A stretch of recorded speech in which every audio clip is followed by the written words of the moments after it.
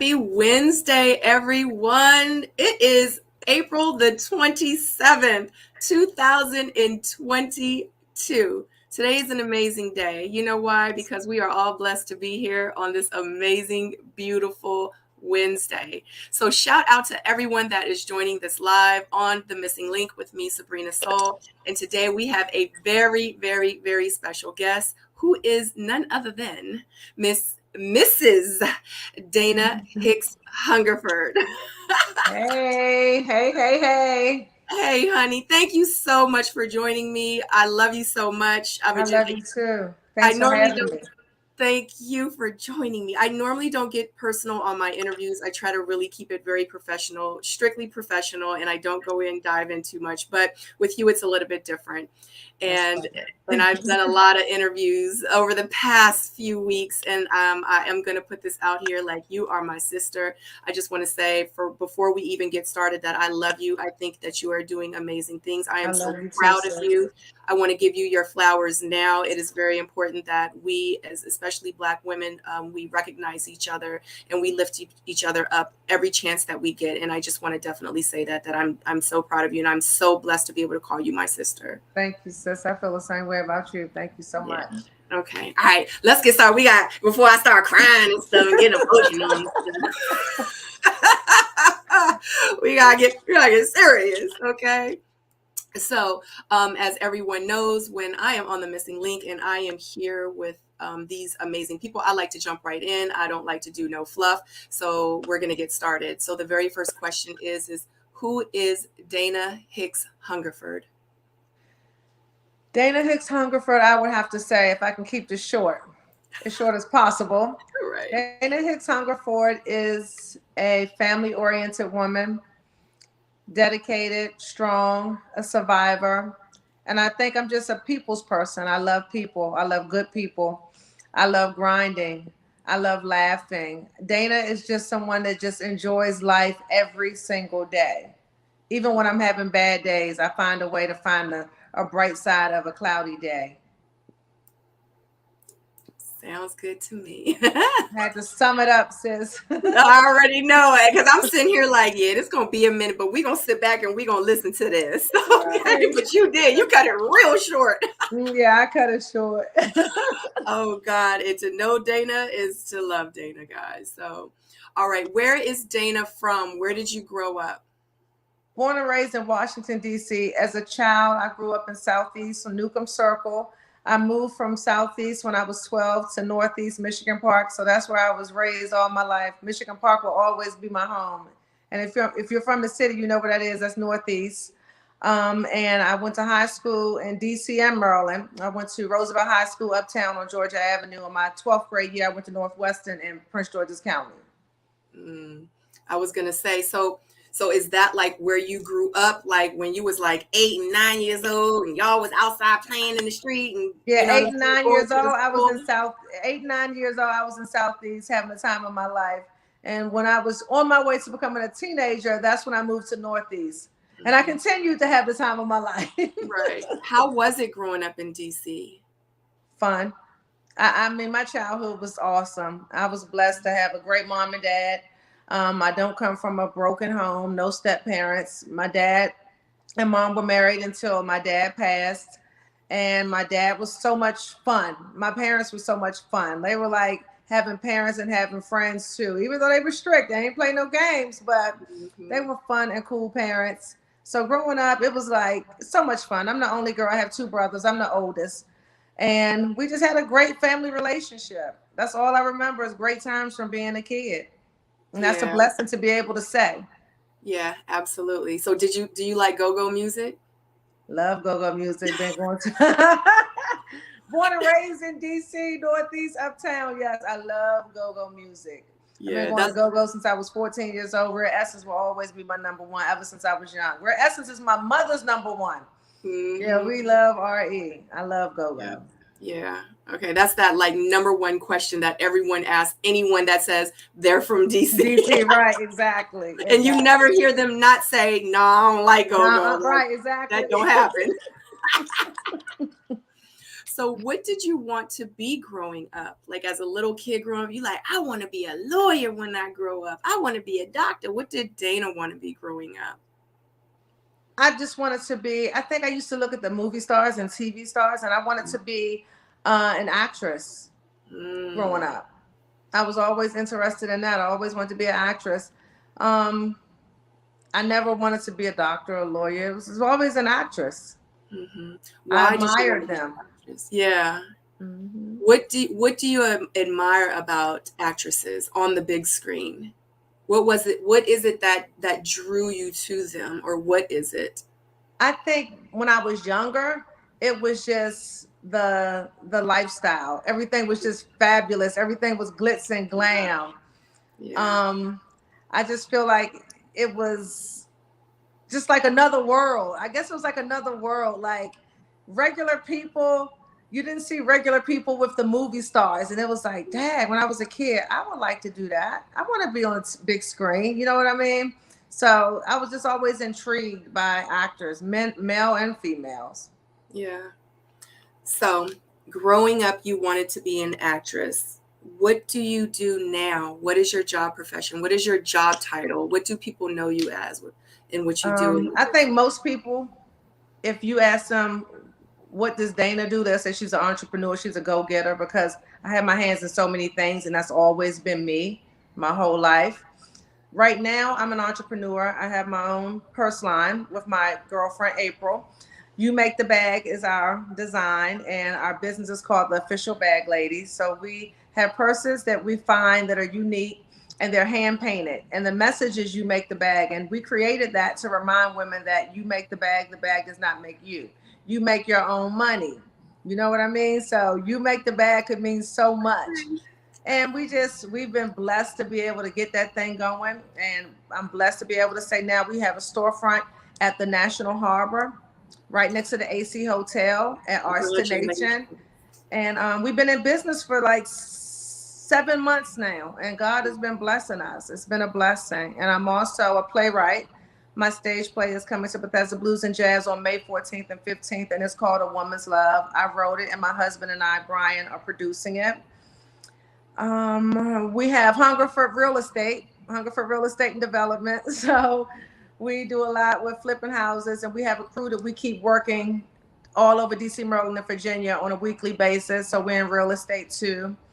And other than that, my time is spent with my family. So when I'm not hustling, I always make time for my family. My nieces and nephews are my kids in my mind. I'm always with my mom. So my husband's mother and his family. So family's like everything to me. It's work and family. And I spend time with my friends too. But the blessing is I get to work with a lot of my friends. So that's a big blessing. Mm-hmm. Absolutely. I don't even know where to begin because you are a jack of all trades. Like you have your hand in everything, which is a good thing because they say that if you want to become a millionaire, you have to have 7 streams of income. Yeah, so I still got some work to do, sister. Honey. Okay, but you know, you're in the right path. You're on the right path because some people they still at point A, they still trying to figure it out. You know, and that's why I have these type of interviews because I'm trying to give you the cliff notes to this thing. You know what I'm saying? Like, you know, each one teach one. Like that's what we're here for, to help each other and to help inspire each other and uplift each other and to say, if I could do it, you could do it too. Like get up off your bum and let's get this thing going. You know what I'm saying? Right. Okay, so let's start off with your bag line because you know I am intrigued and I know, and I've always been intrigued, and I know that everyone else and all the other women in the world that's going to watch this going to be intrigued. So these bags that you have, you make the bags. So who hand paints on these bags? Do you paint the bags? Do you have other people that work for you or work with you? Like, how are these bags created? They are hand painted by my partner, April Dodd. When I came up with this whole idea, I said, okay, I figured out what I want to call it. I figured out the name of the business. I figured out the vision. I figured out the people I wanted to reach and why I wanted to reach them. But okay, I figured all of that out, but I'm not an artist. So now what? And then I just thought about her. I reached out to her one night about 11 o'clock at night, told her my idea, my vision. And we talked on the phone till like 1:30, 2 o'clock in the morning. And the next week we were getting everything together to make sure our business was locked and loaded. We had everything done that we needed to do to make it a serious business. And we've been rocking ever since. It just happened just like that. And she's the artist and she is phenomenal. So you guys start with the bags. So you guys, do y'all make the bags or you No, purchase we the find bags? different bags. And the thing about it, we didn't want to be set on one style bag. I noticed that a lot of people that do the same thing, they paint on bags, everybody has the same bag. We don't want people to walk around town and you see thousands of people with the exact same bag. You're going to see the same message. That's our vision. Our thing is the message. Our thing is not the bag. It's the message. You make the bag. So we want to give you a variety. So you might see a bag today and we might do 30 or 40 of them, but you might not ever see it again. So we like to switch stuff up. That's why I tell people, if you see something, you better get it because it might be gone. We might bring it back. We might not. It's exclusive. Exactly, sis. Yeah, I love it. Wow. So to purchase your bags, where can they go to purchase your bags? They can go to the store and the address is 162 Waterfront Street at the National Harbor in Maryland, or they can inbox us on Official Bag Ladies on IG, and we are shipping bags to states as far as Seattle, Washington, and California. That's amazing. So we will ship it to you if you see something on the page that you like. And we're currently loading up our spring stuff. So we have a lot of new bags that are coming out, and we posted some new ones on our page too. That's so exciting, honey. We're not gonna talk about that bag, that blue bag, but we go. That's so funny. That was my heart bag, yeah. I love that bag, girl. So you got it. You got it. I know that was my bag. I love that bag. Okay, so moving forward, you said you are a playwright. No, you know what? Let's go back because that let me tell you, Official Bag Ladies is official. I need more information. So let everybody know the message. Like, what is You Make the Bag? That you guys take the time to actually hand paint on these bags. This message that you want to put out to these women that are going to be carrying these bags. Like, what is the message you want to? It's so many girls, I'll say young girls and women, grown women, that are infatuated by what social media puts out as what's the shit. So many people look at IG, you look at IG models, you look at influencers, and you say, oh my goodness, in order for me to be the bomb, in order for me to be a boss chick, I have to spend $3,000, $4,000, $5,000 on these bags. Like, I have to do that. That's what she does. That's what she does. That's what everybody's posting on social media. No, you don't. Because guess what? In reality, there are people that can easily buy those bags, but they choose not to spend their money on those bags. There are people that have no desire to buy those bags. And it's just, we just want people to understand that you don't need that to feel worthy. You don't need that to feel like you are enough, because that's what you see in the masses, especially on social media. So it's like competition. A lot of the young girls, they're looking at each other and they feeling like, I have to compete. I have to one up them. And you don't have to do that. Like, you can have a bag with no name on it and look better standing beside somebody that spent $8,000 on their bag. You make the bag. The bag does not make you. And I want to get that message out to people all over the world. That's my end goal. Yeah. To remind people, love yourself enough to know it's not about the bag. It's about you. You put your bad outfit on, whether it's a t-shirt, a pair of jeans, or some flip-flops, and you carry your bag because you make the bag. Absolutely. Who can use your bag? Who can wear your bag? Who can rock your bag? Let me tell you, I have customers as young as 14, 13, and I have customers as old as in their 70s. My mother's friends are some of my biggest and best clients. Some of them have purchased like 3 or 4 bags. We have clients and we have customers that have purchased 4, 5, 6 bags. And we have guys. So many guys are purchasing bags and have purchased bags for their mothers, their girlfriends, their daughters. Mother's Day's coming up. My phone's been ringing off the chart. I'm like, okay, you can go to the store now. I don't have to meet you, because April and I were meeting people. Like, we were hopping in the car going to meet people at locations when we first started. So now it's like, you can go to the store. And we have so many male customers. I mean, from in town and out of town. And I just feel like we're so blessed that the guys love the message. They want their woman to wear it. They want their moms and daughters to have it. So I just feel like we're onto something great, and we're just getting started because, like I said, we've just been in business now for 7 months. Mm-hmm. And that's crazy. And this is a great example, guys, of like you hear the stories of I started my business in the back of my trunk. I had all the dresses in the back and the bags in the back, and I would drive to beauty salons, and I would like this is that kind of story. You know, you didn't start off with a website. You didn't start off with an expensive logo. You didn't start off with all these, you know, you like, hey, what's going on? You want the blue, you want the red, with like what you got? Yeah, where are you? Okay, you want how many? Okay, April, are you on that side of town? Oh, I'm in Virginia. Okay, I'll go meet this person. You take these 4 bags here. And we were doing that every day. Right, like you out there making deals. Okay. And look, 7 months later, guys, she has a storefront. It's a blessing. It's a blessing. God. If that ain't inspiring, if that is not inspiring, wow. Okay, I think I got everything out about that, so we can move forward.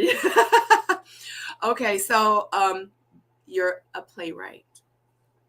I see a woman's love. I see a poster behind you, and I want you to tell the people a little bit about a woman's love, what it is, where it originated from, how you like. I'm going to remember these questions. So, but I want to dig in deep, and I want you to explain what a woman's love is. Okay. A Woman's Love is a story that I wrote. I was saying 10 years, but it's over 10 years. It's almost 12 years ago. I wrote the story, and I wrote it with no intentions. Like when I wrote the story, I had no desire to be a playwright, to have anything to do with it. I just started thinking one day. I was in my apartment, and I started thinking one day, and I just started writing things that were coming to my mind about things that were happening in the world.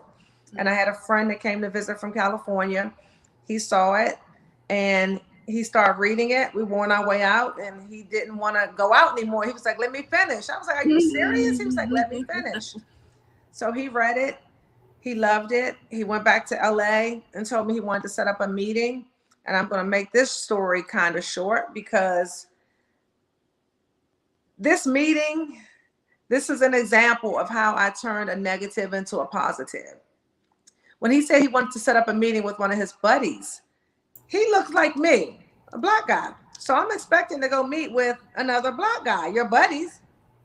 I walk into the first meeting, and it's like 7 or 8 older white men and women in the boardroom. So I'm like totally lost because, like I said, sis, I had no direction or no purpose for what I wrote. So I'm just thinking I'm getting ready to kick it with one of his boys, and maybe he has an idea. But I get thrown into this meeting with no direction, and it ends up, they love my script. They call me for a second meeting, and the tone and the words that were used in the meeting were so disrespectful. And I sucked it up in the meeting. I sat there. I had conversations back and forth, but what registered in my head was, they don't respect you, Dana, because if they did, they wouldn't be referring to you as darling and sweetheart and honey. Honey, do you know what we can do if we were to put our names in lights? Honey, do you know what we could do? Do you know how much faster you could move with this? So it was the names that I wasn't being called a bitch or anything like that, but it was disrespectful because I know, and mind you, this was 12 years ago. So I was even younger, but I was still a grown woman because I'm 48 now. Right. So I'm thinking, if I was a white woman, would they be referring to me as sweetheart and darling and honey, do you know what we can do for you? It was so demeaning. But I sat there and I took it. And I also took everything that registered in my head. I will never forget some of the things that were said. For example, this play could go global. Another insult. Who helped you write this? Why does somebody have to help me write this? Hey. This play can go global. Who helped you write this? Do you know that you will probably get only so far if you try to step out into the theater world yourself with no direction, you know, nobody. It was just, everything was belittling. But when I left there, I had a smile on my face because I said, no, thank you. I don't want to sell my script. I don't want to sell the rights. I'm going to hold on to it. And then I said to myself, I'm sitting on a fucking gold mine, because they wanted to buy it. One, they called me in for a second meeting. Yep. They said it could go global 6 times. I heard the word global 6 times. They said it was so impactful that it seems like it would be on television or a movie. So it's going to really going to hit people in the gut seeing it on stage, how impactful that would be. Who helped me write it? So evidently you thought it was too good that I couldn't have possibly written that by myself. So I took all of that, and that turned it into a positive situation for me. Yep, the feedback. So I said, you know what? I'm gonna hold on to my baby, and I'm just gonna do it myself. One day I'm gonna hold on to it. So years went by. I ran into somebody who was very close to me, and I've said this time and time again. I won't say her name. I would never do that. But she was somebody I trusted. I called sis, and we were as close as you and I are. So that gives you an example, Sabrina, of how I called her sister. Our relationship was like our relationship. Yeah. So she was by my side, and literally, I got sponsorship for you, sis. We were supposed to be walking to the door of the theater to pay, and she never answered my call again. Never answered my emails, never answered my calls. Just like disappeared. Just cut me off at the door after she told me she had the check to secure the theater. Never heard from her again. Now, this was my sister, so I thought. So I'm like, okay, here we go again. Let me hold on to my baby again. It wasn't meant for me to do it. And right before COVID hit, I decided, let's try this again, Dana. Got my cast, started doing my marketing. I got the theater, secured the theater. I was in our 3rd rehearsal. COVID hit, shut the world down. And I'm like, oh my God, you gotta be fucking kidding me. This cannot be happening again. Yeah. COVID hit, shut the whole world down. And at that point, we were doing this at the Bowie Center of Performing Arts. And we sold like almost half of the theater out, and we were like 2 months early, 2 months before the stage play, and it was half sold out. So COVID hit, knocked me down again, and I was just like, oh, like, okay, I'm gonna keep going, God. I'm gonna keep going. I don't know how many more times I can get knocked down, right? Because that's like 3 already, right? I'm gonna keep getting up as long as I can get up, sis. So here we are now. I'm having my debut with not one show, but 2 shows at Bethesda Blues and Jazz that I go to all the time to see some of the most famous people in the world perform on that stage. And I'm just blessed. DC Black Broadway has a residency there. And I am the first stage play that they are allowing to come in under their residency. So that's a blessing that door was open, that Dr. Lavelle Long believed in me enough to say, you can go before me. Like, my play is before DC Black Broadway even did one of their own. So just him believing in me, that meant so much to me, because I'm so used to pushing by myself, having that door open. Like, people don't invite me to the table. They don't invite me to the table. And that's why you've had to build your own table. Exactly. And you know I know about that, sis. Exactly. And here I am today, and I'm blessed to have Gil Nelson. He's my director. Gil's a phenomenal director. He's the director of the TV show Double Cross. He's been in the game as far as acting, producing, directing for a very long time, years and years and years. And he's been by my side since day one. Every bit of trials and tribulations that I came across and it knocked me down, he was still right there, and he's still there today as my director, and he is the bomb, and I'm so blessed to have him still by my side. That is so amazing.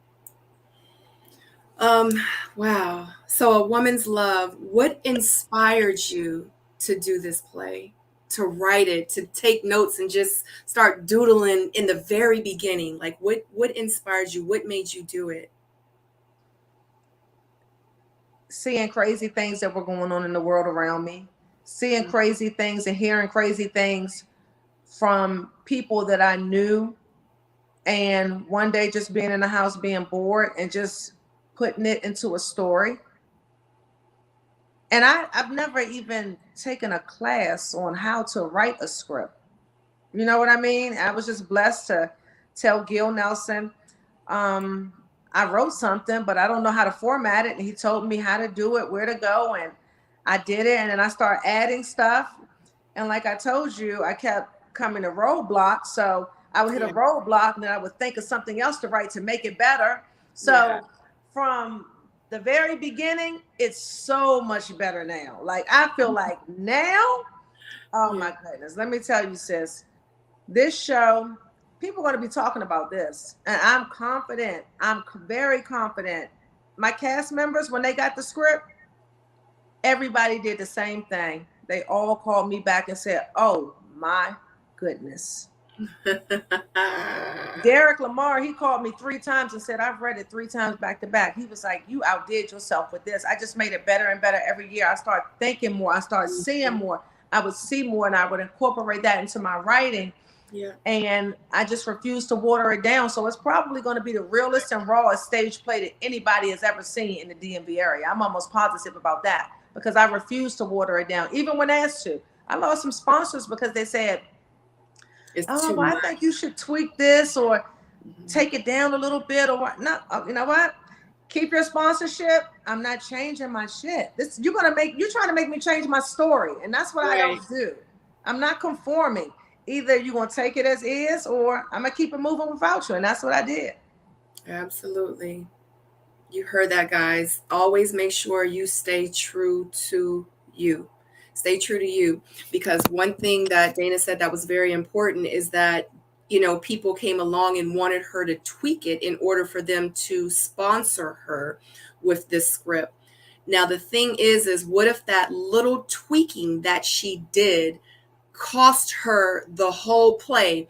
Because that little tweak that she tweaked was the thing to take this script to Hollywood for the big timers to say, because of that, that's why we love this script. That's why we want this in a movie. Exactly. That's why we're going to give you $20 million to turn this into a. That's why. And because someone wanted to tweak that little thing, always stay true to yourself in business. Never, ever switch up. Because once you start switching up, that's when your business is not you anymore. Exactly, sis. And that's so important. That message is so important. Wow, like I got goosebumps. It's stuff making me that's feel so true what you said. You broke it down. That's so true. It's not even your story anymore. Once you start letting people get in your ear and change your vision. Absolutely. It's not yours anymore. It's theirs. Right, exactly. It's theirs. That's just like me as a designer. I go out and make an outfit, but guess what? I done made the exact outfit that she done made, but I done tweaked it a little. It's not mine in real life. It's not mine. Stop. I can't change the buttons and be like, this mine. No, it's not. Right. You know what I'm saying? It's just a little different. Okay, so the stage play. Is it going to be on stage soon? Like, can the people go out and literally buy tickets and actually go and see this play? Yes. Yes. They can get tickets at bbjlive.com. All of the tables are sold out for Saturday and Sunday. A lot of the upper level seats are sold out for Saturday. Saturday's almost sold out. The upper level seats are starting to get sold out. Starting to get sold more and more on Sunday. But all of the tables are completely sold out. So, you can still get seats. And like I always say, there's not a bad seat inside of the Bethesda Blues and Jazz. I'm so excited. So just to let everybody know, that are my soulmates that are out there that are watching this. If you get a ticket and if you go on Saturday, you going to see me. That's all I'm going to say. Yes. So definitely make sure you get your tickets, guys, because it's going to be amazing. And if you guys are going to be there, if you see me, definitely like tap me on the shoulder and give me a hug. Let's give each other some elbow dap or something. I know that this is going to be amazing, and I'm here to support it. Like I can't wait to Thank see you the for your play. support so much, sis. I You're appreciate you. more than You know welcome. that. You know I love you. Because you out there doing big things. So prior to this play, didn't you recently just produce a movie? Oh yeah, TV series. I TV actually series. was one of the executive producers. It's called The Pro Se Litigator. It's a real life story of Antoine Jones. He was a convicted drug kingpin in DC, and the feds did not want him to ever get out of jail. He was supposed to have a life sentence, and he became his own attorney, and he beat his federal case in court. And I actually was going to see him when he was in DC jail, and I told him that you need to do something with this. This needs to be a movie. This needs to be something. I pushed him, and he will tell you that. I pushed him to do this thing, and he kept saying, we talked the whole time he was incarcerated. Wow. One time we flew his wife out to meet with her in person. She lived down south, and years later, he's been home for a few years now. We just shot this over the summer, and I was one of the executive producers. I was the casting director. I did all of the casting, and I was also an actress in it. Wow. Yep, I did all three of those things, and it was a great learning experience, and it was just so fulfilling seeing him bring his story to life, seeing everything that he said he was going to do come to life, and knowing that he was free because he became the pro se litigator and got himself out of federal court when the feds have 100% conviction rate. He did it, and I was so proud to be a part of him when he came, part of his story when he came home. So yeah, they're working on that now. So yeah, that should be coming out soon. A lot of work is going on behind the scenes. Right. So you said you casted so back to your play. So you casted the play. Like, how is it? Like, how do you, so when you sit down with your play and with the movie and you sit down and you're casting for these roles, like, how do you know a person is the right person for a role? For pro se litigator, I didn't sleep for Mm. weeks and weeks and weeks. I would be up looking, I had to look at tons of videos, tons of auditions. And then I would, after looking at tons of submissions, I would have to break it down. Then I would send it to my team. Then I would get more, send it to them, break it down. It's a whole process. It's a lot of work. It's a lot of work. And it's just amazing that I did that whole thing by myself. I didn't even have an assistant when I did that. And that was my first time casting. He said he was going to get a casting director. I said, I can do the casting. I figured it out. And I did a phenomenal job. Phenomenal job. And that's what, I'm not saying that this is what everybody was telling me.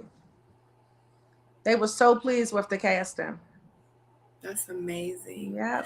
So you said you were one of the executive producers. So as an executive producer, what did you do? What does an executive producer do in a movie? Well, I put money up from the very beginning. Yeah, okay. I put money up with him and two other executive producers, Brian and myself. Hunger for Distribution, that's our company. So we put money up, and we just got everything together. Like, we were just hands-on with everything. We were hands-on with everything leading up to it, the meetings, like just putting everything into place. And it's a lot of work. I had no idea how much work. And this was for a trailer. I mean, I can't even imagine, like, when you have to do a whole 8-12 series, you know what I mean? It's a lot of work. It's a lot. Even with the production of the stage play now, I had no clue how much work goes on behind the scenes. I've been sitting at my table working on my computer all day today. And I called you. I was like, oh my goodness. Remember I called you? I was like, I can't go on with Sabrina at 30 minutes. And it's a lot of work, and it's a learning experience. And I'm always up for the challenge. I love to learn, so it doesn't bother me. But you definitely have to have a team. And see, that's what I'm blessed to have a great team now. Cornita Cole, Malika Hayward, Jocelyn Vance, like there's the people that work with me like behind the scenes as my stage manager, and of course my husband Brian. But I had a reality check today. I'm like, my team has to be bigger because all of this is new for all of us. Mm-hmm. So except for Gil, of course, and Jocelyn. But like my immediate team, this is all new for us. So it's just like a reality check today. I was like, oh my goodness, I have to do this. I didn't do that. I have to do this. I gotta get the playbills together.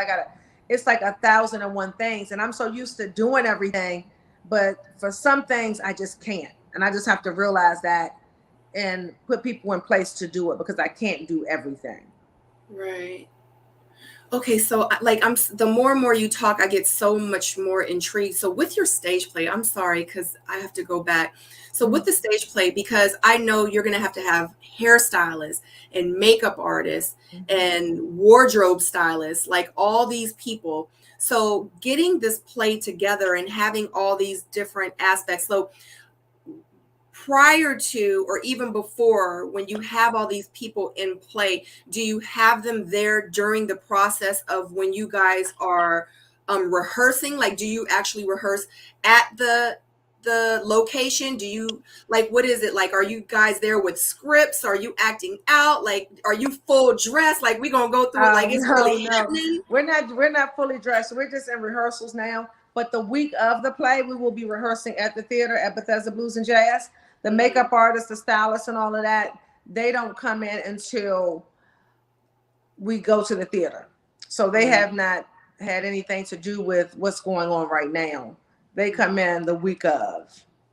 So you being the writer, does each character of your play have a certain look? Like, is it specific? So if this guy here, let's just, for example, this guy here, he is a homeless guy. So is it like as the writer, do you envision like he's the homeless guy that's going to be sitting on the bench in front of the apartment, and this is what I want him to wear. This is how his hair needs to be. This is how his teeth need to look. This is how his shoes need to look. This guy is a drug dealer. I want him to look like this. He need to have, this necklace and the hat. Like, do you envision how these characters look within the play prior? And then I don't. I mean, as far as the look, because we can make them look the way we want them to look.